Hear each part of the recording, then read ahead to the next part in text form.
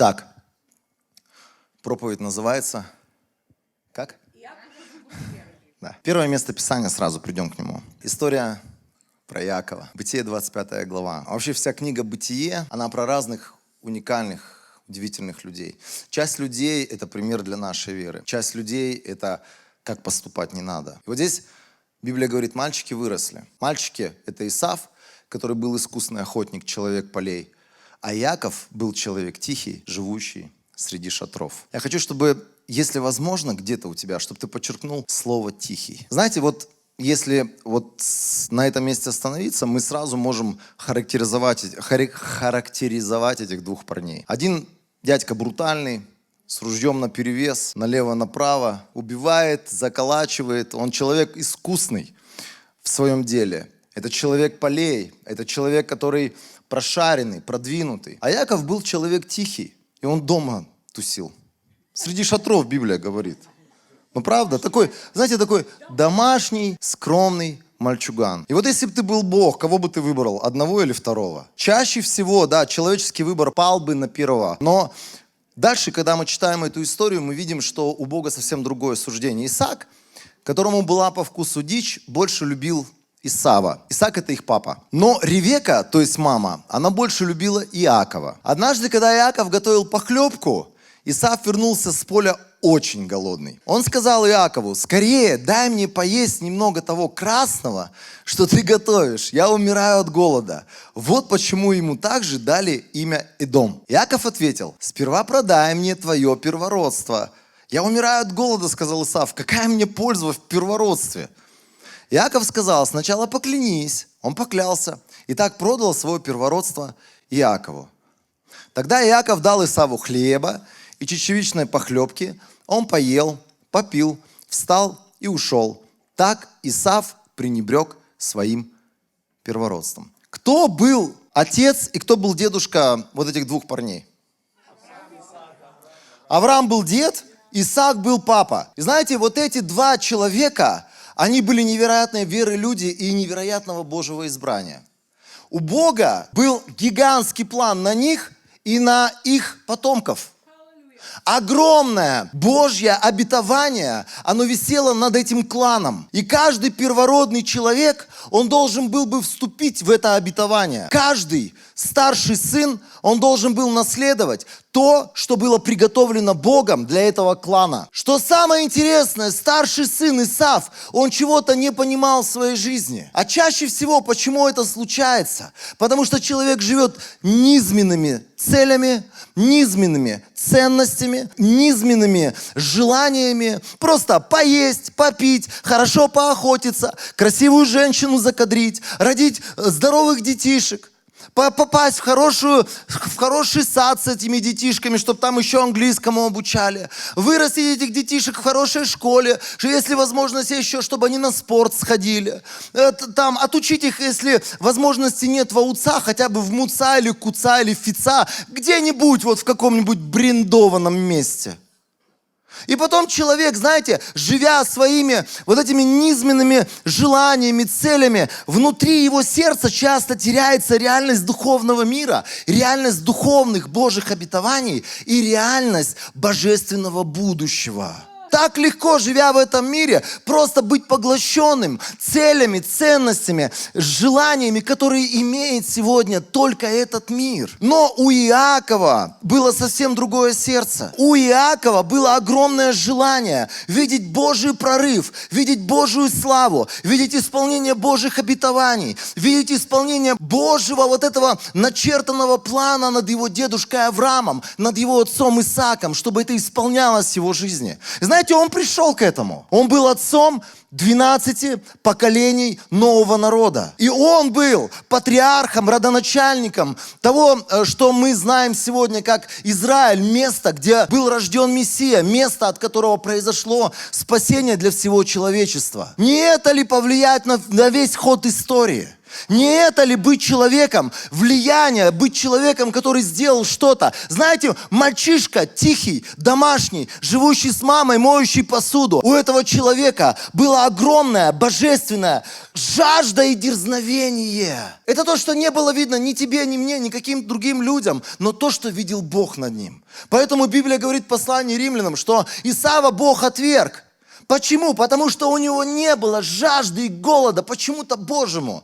Но Иакова он благословил, к Иакову он благоволил, потому что его сердце было полно жажды по Богу. Друзья, так важно не то, как мы живем снаружи, не то, что мы имеем снаружи, а то, кто я внутри и в моих отношениях с Богом. Жажду ли я Бога сегодня, голоден ли я по Нему? Помните, мы из Откровений читали послание Ладикийской церкви, Ефесской церкви, где Бог говорит: я знаю, ты не холоден, не горяч.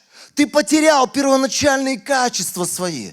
Когда ты пришел, у тебя была жажда, у тебя была страсть. Ты вообще тебе все налево-направо было эгаль, фиолетово. Тебе было все равно, что происходит вокруг тебя, кто там что приобретает. Ты хотел Бога и Божьего, но потом что-то происходит с годами, и мы как будто бы теряем эту страсть по Богу. Мы уже по привычке ходим на собрания. Это так печально. У людей находятся какие-то причины оправданные, чтобы не прийти на собрание. Я всегда всем говорю, знаете, для меня это показательно. У меня отцу 82 года. Ни одного собрания в своей жизни он не пропустил. Не потому, что он религиозный чувак, которого кто-то заставляет. Никто за ним не следит. У него до сих пор голод и жажда по Богу. Но он пропустил из-за болезни только. Когда он не мог ходить, когда у него что-то там случалось, там от коронавируса лежал или еще от чего-то. Но этот человек в мороз, в стужу, в зной, под ливнем, он идет туда, где люди поклоняются Богу. И смотришь на молодых людей,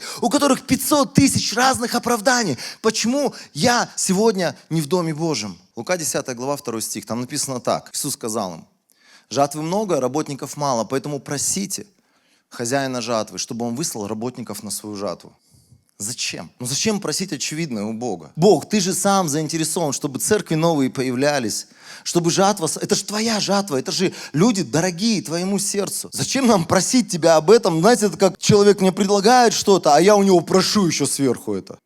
Нелогично. Ну согласитесь, правда же? Есть вообще много разных вещей. Например, до того, как вы попросили о какой-то нужде, а Бог знал об этой нужде заранее. В смысле? Какой понт просить, да? Мы в партнерстве с Богом, и Бог пальцем не пошевелит, если ты со своей стороны не будешь делать правильные вещи и не начнешь делать правильные шаги. Он пальцем не пошевелит, хотя Он даже больше заинтересован в спасении наших людей. Он больше заинтересован в том, чтобы наши дети покаялись. Он больше заинтересован в том, чтобы куча вещей разных случилось, но Он пальцем не пошевелит. Потому что Он говорит: я жду с твоей стороны, чтобы ты показал, что у тебя есть жажда, у тебя есть настоящая нужда, настоящая страсть, настоящее желание. Церковь никогда не будет видеть новых людей, если она постоянно не ходатайствует и ничего не делает для того, чтобы эти новые люди приходили. Только когда церковь, она с открытым сердцем, она вопиет к Богу, она орет к Богу, она говорит: Господь, прилагай, приводи, пусть отовсюду люди приходят, пусть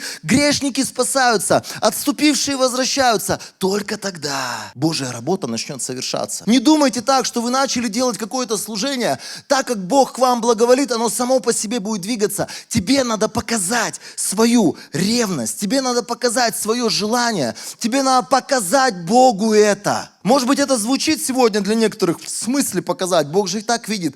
Но Бог это видит через какие-то действия, которые я делаю. Бог, Он не глупый Бог. На твои эти намерения, что я когда-нибудь, чего-нибудь, что-то буду делать, вообще не реагирует. Бог реагирует только на поступки и на дела, которые ты делаешь сегодня. По вере, да, по вере. Он реагирует на твои посты, Он реагирует на твою молитвенную жизнь, Он реагирует на твое постоянство в труде, в проповеди Евангелия, в том, что ты делаешь для других людей, жертвуя в них, вкладывая в них. Только на это реагирует Бог. Бог не реагирует на твои прекрасные намерения. У некоторых мечта служить когда-то начать. Пока не начнешь служить, ничего не увидишь. Но это правда. Иаков оставил Варсавию, направился в Харан, за женой пошел. Дойдя до некого места, он остановился на ночь, на самом деле вообще не за женой. Когда он надурил своего братца старшего. Они с мамой в заговоре, помните, были? В сговоре. Она ему подсказала, но, проблемы начались после этого. Исав хотел его убить. Так вот, он побежал к своему дядьке Лавану в Харан. Дойдя до некого места, он остановился на ночь, потому что солнце уже село. Он взял там один из камней, положил себе под голову и лег спать. Прикольное постельное белье у парня. Я всегда вот с этих вот моментиков, я всегда балдел. Я понимаю, да, там в этих краях, наверное, тепло, там укрываться в принципе не надо. Ему приснился сон. Он увидел лестницу, которая стояла на земле, а верхом достигала неба.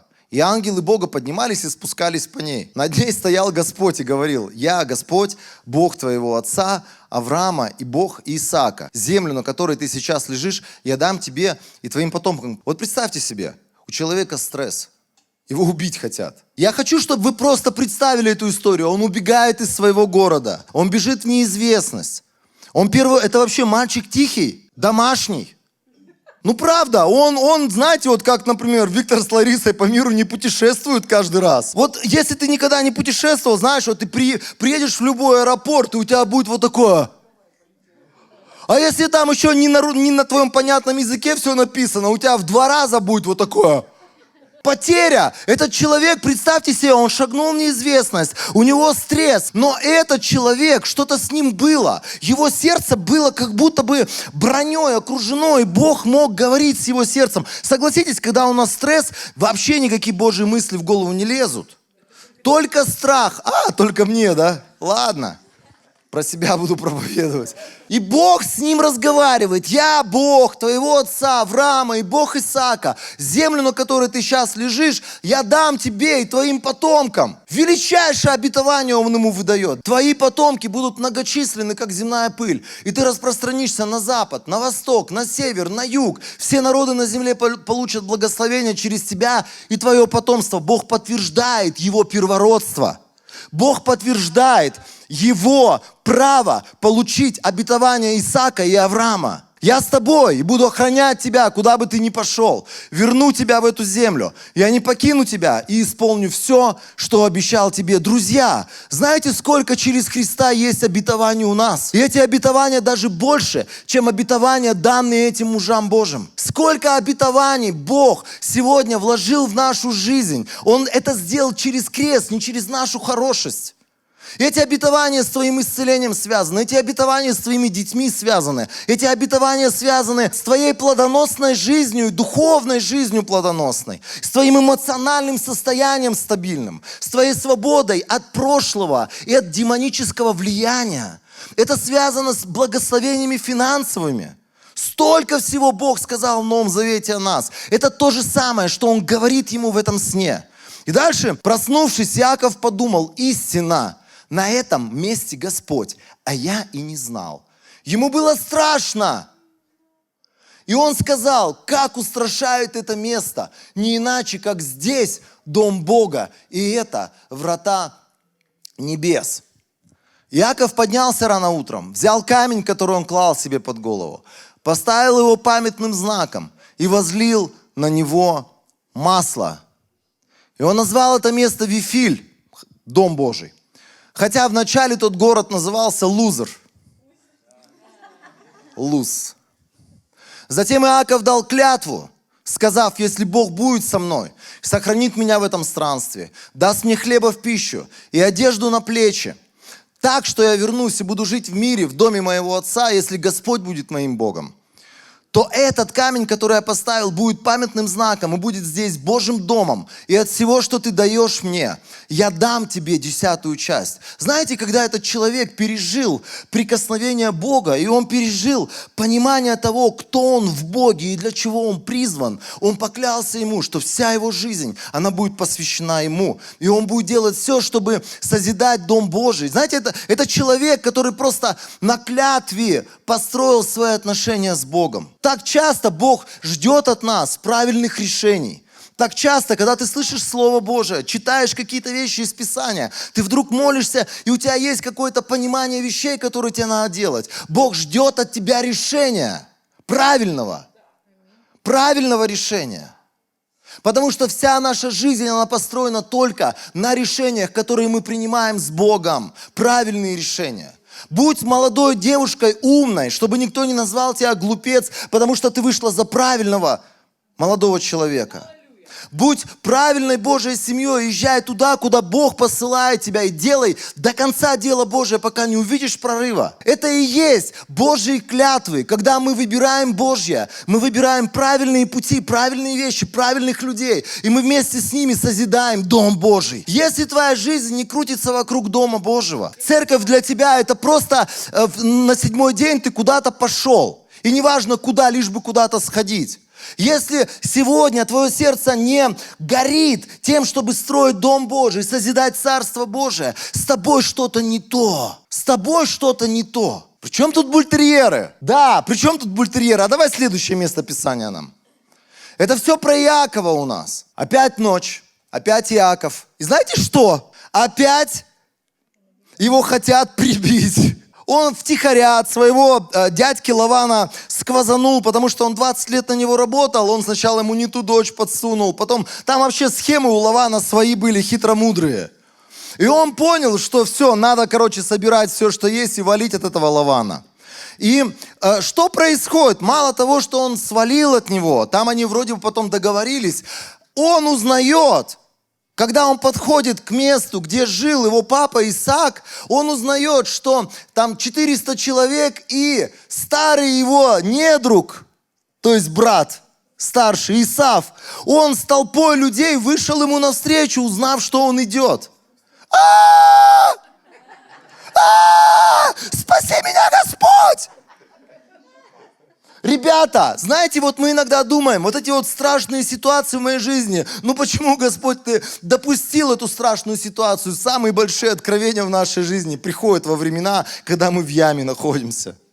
Когда у нас просто кажется, вот Алина сегодня рассказывала про там историю с болезнью. Самые великие откровения о церкви я получал тогда, когда я воевал за жизнь своего сына, лежа вместе с ним в больнице. Самые великие откровения получал. Я понимал о том, что то, что я делал до сегодняшнего дня, неправильно. Надо изменить многие вещи и отношения, и сердце свое поменять. И в целом позиция должна быть другая, когда ты созидаешь его, Христову церковь. Той ночью Иаков встал, взял 2 своих жен, 2 служанок и 11 сыновей, и вброд перешел через реку Ябок. Он перевел их через поток и переправил все свое добро. И вот Иаков остался один. И некто боролся с ним до самой зари. Ангел Божий пришел. Кто-то говорит, это был Бог. Некто борьбой с ним начал заниматься. Увидев, что не может пересилить, то есть этот некто был не Бог, потому что я уверен, Бог бы его точно пересилил. Логично? Логично. Увидев, что не может пересилить, он коснулся сустава бедра Иакова так, что бедро было вывихнуто. Когда он боролся с ним, он сказал, отпусти меня. Потому что восходит заря. Откуда этот мальчик тихий, в шатрах вырос, с мамой посудой занимался, откуда человек борьбу знает? Альмир, подскажи мне, откуда? Жизнь научила. Да он борец внутри был. Он был внутри человек, который понимал, что жизнь – это борьба. Жизнь – это борьба. Если ты это не поймешь в самом начале своего пути, если ты думаешь, что жизнь – это полный кайф, ты будешь банкротом. Сегодня, знаете, вот люди, они сегодня живут вот так, как весь этот мир живет, ничего не прилагая, ни над чем не напрягаясь. А что напрягаться? Возьму там по кредитке, куплю себе iPhone новый. Что напрягаться? Что напрягаться? Там пойду у кого-то попрошу, там маму там тряхану как-нибудь хорошенько. Люди сегодня не хотят напрягаться. Сегодня общество не хочет напрягаться. Сегодня общество все больше и больше превращается в общество кайфушников. Никто не хочет на тяжелую работу идти. Даже ты ему говоришь двойную цену за эту работу.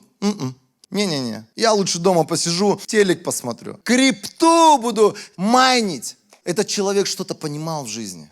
Этот человек был борец. Друзья, борьба – это не то, насколько ты там много насколько ты много мышц своих накачал. Борьба – это состояние в твоем сердце. Это внутри понимание, что я буду за свои обетования стоять, я буду за свои обетования бороться, и я скажу «да» обетованиям Божьим и скажу «нет» планам дьявола. Скажи сегодня «да» обетованиям. Стань сегодня человеком, который вцепится в свои обетования, который вцепится в то, что сказал Бог о тебе, и скажет «нет» никакому плану дьявола в своей жизни. Мы так легко смиряемся перед его вещами, мы так легко смиряемся перед его планами. И вот здесь написано, Иаков ответил, не отпущу, пока не благословишь меня. Вот эта позиция бультерьера. Это бультерьер жил в Иакове.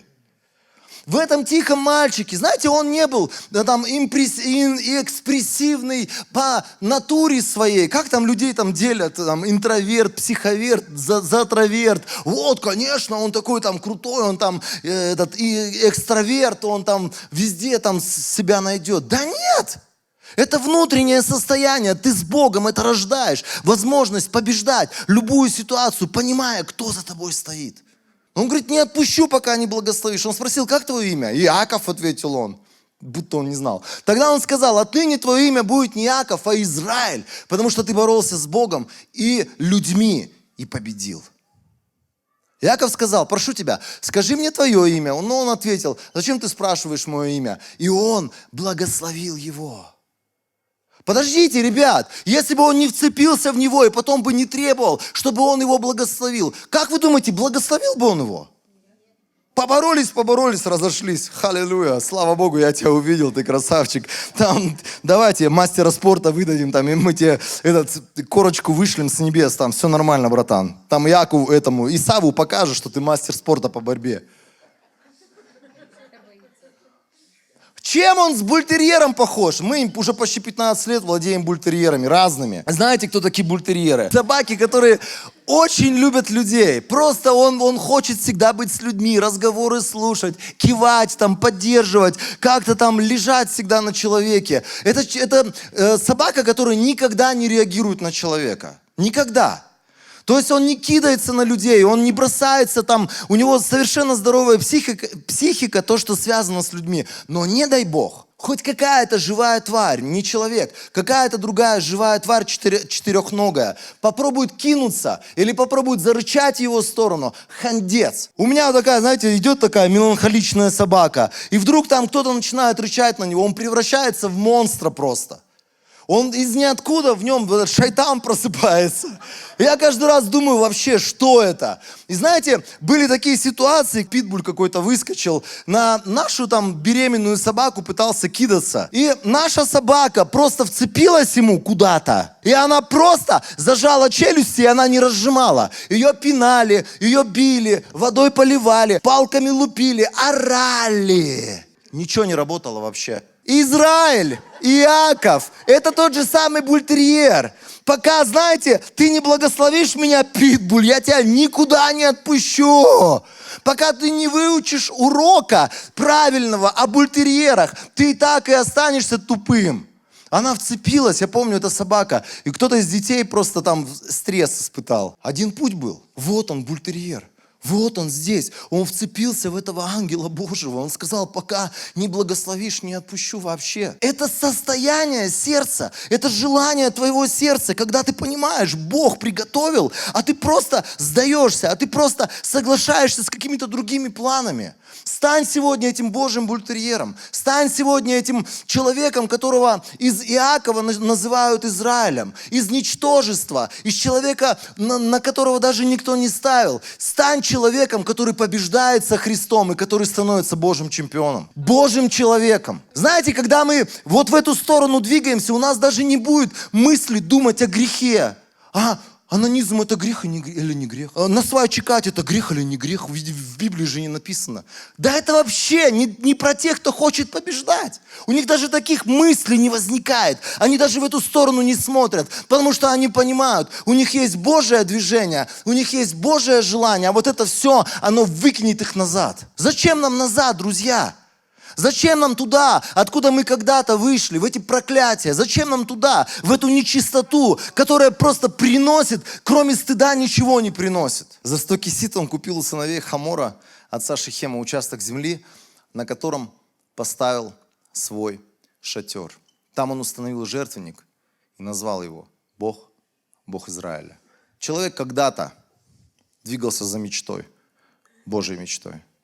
И он пообещал Богу какие-то вещи. Это человек, который распространял Божье влияние. Интересная история, я совсем недавно слушал Лестера Самрала, у него проповедь есть такая. Проповедь его называется «Вера Авраама». И он там рассказывал про одного удивительного человека, который вместе с Авраамом вырос, его племянник Лот. Помните, когда он в Содоме и Гоморе жил, и Авраам ходатайствовал, и он там начал с 50 праведников, когда Бог сказал, я уничтожу эти 2 города. И он ходатайствовал 50, 40, 30, спустился до 10. Знаете, что произошло? А не было этих 10 праведников. Не было 10 праведников. Представьте себе, человек, который вырос с другим гигантом веры, человек, который видел его веру, он впитывал эту веру с детства, и он просто ушел жить в другое место. Он ни на кого не повлиял своей верой, потому что у него не было веры. Этот человек даже не смог повлиять на своих дочерей, он не смог повлиять на своих зятьков. Когда он пришел к этим зятькам и сказал, Бог уничтожит Содом и Гоморру, давайте валим отсюда. Они ржали над ним. Он для них был никто. Этот человек не был способен ни на кого влиять, потому что у него, во-первых, не было сердца, горящего для Царства Божьего. Во-вторых, у него не было этой страсти по Богу. И он просто был, знаете, вот номинальный христианин. Ни на кого не влияет. Вся его жизнь – это пустышка. И даже он потерял собственную жену, потому что эта тетка так любила Содом, это была тетка. Которая, это не женщина, это тетка, которая любила этот Содом и Гоморру. И она обернулась посмотреть, а что, может быть, все-таки вернемся туда. Если ты вышел откуда-то, не оборачивайся на это. Как многие люди, они выйдут из греха и потом вспоминают, были у нас корпоративы, пьянки, гулянки, блюд был и вся остальная схема. Что ты думаешь? Зачем ты оборачиваешься туда? Ты будешь просто как этот соляной столб. А помните, Иисус говорил, вспоминайте жену Лота. Не Лота вспоминайте, а жену Лота вспоминайте. Потому что эта тетенька, эта тетка, она была прицеплена к каким-то ценностям этого мира. И она в этот Содом, в эту Гоморру все возвращалась своими мозгами. Оу. Иисус ответил одному человеку. Один человек приготовил большой пир и пригласил много гостей. Когда подошло время пира, он послал своего слугу сказать приглашенным, приходите, уже все готово. Но один за другим приглашенные начали извиняться. Вы думаете, Иисус берет все эти притчи просто чисто по приколу из головы? Иногда ты проповедуешь какие-то вещи, ты проповедуешь о действительности, которая тебя окружает, о вещах, которые рядом с тобой. И он рассказывает эту историю, я уверен, из того, что он видел вот в этом в религиозном мире. Он видел, как люди теряют жажду, и они меняют Бога и ценность Бога. Они меняют на какие-то вот эти вот повседневные вещи, которые нас окружают и которые никогда не закончатся. Он говорит, я купил землю, прости меня, я не приду, я купил землю, и мне надо пойти и посмотреть ее. Извини меня, пожалуйста. Такой причем уважительный человек. Он милый, он хорошо воспитанный, этот человек. Но мы видим здесь, он поменял на что-то небожие этот Божий пир. Это Божье приглашение. Другой сказал, я купил 5. Я купил новую Ауди. Извини, мне ее надо пойти испытать. Она там, у нее разгон с 0 там, до 100, 5 секунд. Плюс мне надо механику показать. Ну воскресенье же! Ну и что, Игаль, все равно. Какая разница, у меня нет другого дня. Сколько ты слышишь этих историй, когда ты спрашиваешь, человек Божий, ты где был в воскресенье? Ты где был на этом собрании, на том собрании? Я устал, я то, я сё. И ты когда слушаешь эти тупые отмазки, мы все взрослые люди. Знаете, сколько меня, вот как человека, 30 лет я служу людям, 30 лет я в церкви и уговариваю многих людей, христиан, идти за Христом. Я говорю, вернись к первой любви. И человек мне просто рассказывает истории, почему он раз в месяц приходит на воскресенье. У меня работа в этот день. Я говорю, в 6 часов вечера, в воскресенье работа. Что ты мне трешь? И люди тебя дурят. И люди просто перед тобой истории какие-то рассказывают, но они одного не поймут. Иисус это знает. А дальше, знаете, это вообще шикарная история. Третий сказал, я женился, у меня новая забава в жизни. Женился, знаете, новая история, новая там страничка в жизни открылась. Поэтому я не могу прийти. Чё? Иди вместе с ней, бери ее и вместе приходите на этот Божий пир. Слуга вернулся и рассказал все хозяину. Хозяин дома рассердился и приказал слуге. Это Иисус историю рассказывает о Боге и о нас. Знаете, вот когда люди говорят, да Бог нас любит, Бог нам улыбается. Даже если я в воскресенье остался в кроватке, я под теплым солнышком лежу и на солнышко смотрю, Христос меня любит и улыбается мне. У Христа вопрос, алло, где твое посвящение? Почему ты здесь, а не там, где Божий народ собрался поклоняться мне? Вот здесь написано, он рассердился и приказал слуге, иди скорее по улицам, переулкам города, приведи сюда бедных, коллег, слепых, хромых. Господин сказал, слуга, то, что ты повелел, выполнено, но есть еще место. Тогда хозяин сказал слуге, пройди по дорогам и вдоль изгороди и уговори всех, кого встретишь, прийти на пир, чтобы дом мой был полон гостей. И дальше потрясающая вещь. Говорю вам, что из прежних приглашенных никто не попробует моего обеда. Это приговор. Друзья, а я вам могу сказать, вот я только что сказал, 30 лет я верующий. Этот приговор я видел, как исполнился над огромным количеством людей. Эти люди ушли. Сначала они, знаете, заигрывали с Богом. Они на своих условиях, на своих правилах имели отношения с Богом. А потом они пропали, их схавал этот мир. И эти люди умерли. Я не знаю, где они сегодня. Я не знаю, где они сегодня. Потому что участь всех неверных, участь всех лжецов, участь всех отступников, блудников и огромной толпы людей, Библия говорит, нет другой участи в озере огненном. Кто-то скажет, ну мы христиане, мы все спасены. Когда я принял Христа, я спасся. Павлу это рассказывай. Который сказал, если ты называешься братом, продолжаешь быть блудником, лихаимцем, мошенником, ты продолжаешь бухать, ты продолжаешь делать всякие пакости против людей. Не обольщайся, такие люди Царства Божьего не наследуют. А почему это происходит с Божьим народом? Почему у людей такой откат? Почему они возвращаются в прошлое? Потому что они теряют жажду по Богу. Если ты молишься сегодня за свою жизнь, можешь не молиться каждый день за финансы, можешь не молиться каждый день за новую жену, можешь не молиться каждый день о том, чтобы тебе хорошо и красиво жить или есть. Молись каждый день обязательно, чтобы у тебя умножался голод по Богу и жажда по Нему. Это та самая молитва, которую Бог хочет вложить в нашу церковь, в наши сердца. И Он хочет сделать нас людьми, которые жаждут Бога больше с каждым годом, все больше и больше.